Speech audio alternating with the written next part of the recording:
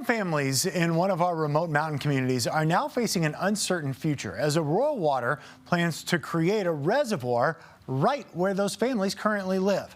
The Wild Horse Reservoir would be located about 10 miles south of the town of Hartselle. Aurora Water says this location makes the most sense for its growing water demands and ensures almost 500,000 people will have water for decades to come. But one family who lives there says they don't want to move, even if they're offered compensation. Your reporter in the mountain, Spencer Wilson, spoke with people on both sides of the issue and takes us to the heart of Hartselle. Yeah, how beautiful is that, man? It's the kind of view that you get out here, away from it all. That distance and space is a part of why Josh Kimbrough moved out to rural Park County. We belong somewhere quiet, away from the anxiety and the noise that comes being closer, more connected to society. We thrive out here. I thrive out here in quiet, peace, with very little interactions or noise from people.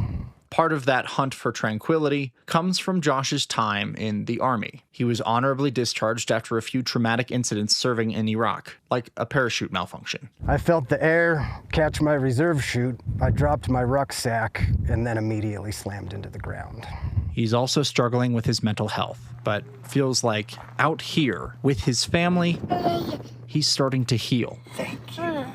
In this home that now hurts to look at. It used to be a symbol of hope for my family, and now it's just pain. Questions, and a lot of fear of the unknown. It wasn't always the plan to build the Wild Horse Reservoir here. Aurora Water moved the planned site south after learning it would only require one dam, not three, like the original plan. The difference between the cost will be tens of millions of dollars. Sarah Young says it wasn't just about the money. This southern site, where Josh's home is the only place that makes sense, aside from having to move roughly 7 or 8 families out of their homes to build it. I have lost a lot of sleep over it. I left a lot of sleep over this decision, absolutely. But again, have a lot of faith in our team to be able to provide them a really good option that ultimately after the transition that they'll be very happy with. The plan is to offer people like Josh equal or better deals on property in homes nearby. But Josh doesn't want to have to start over. The fear of losing this all and having to redo this. We spent 9 years building all this and designing it and putting it all together, and I am done wanting to build and design and do more construction projects. The project is still in permitting and pre-permitting phase, and it will be years before the reservoir is built if it's approved.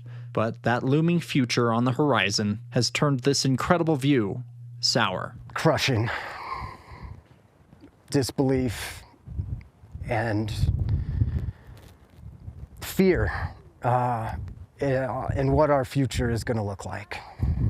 And you've been, to this day, worrying about it every single time you go to bed? Every day. As for Aurora Water, it's promised to stay motivated to find the next best thing for people like Josh. I would say that if we thought that we were truly ruining somebody's life, that we would not have moved to the southern site.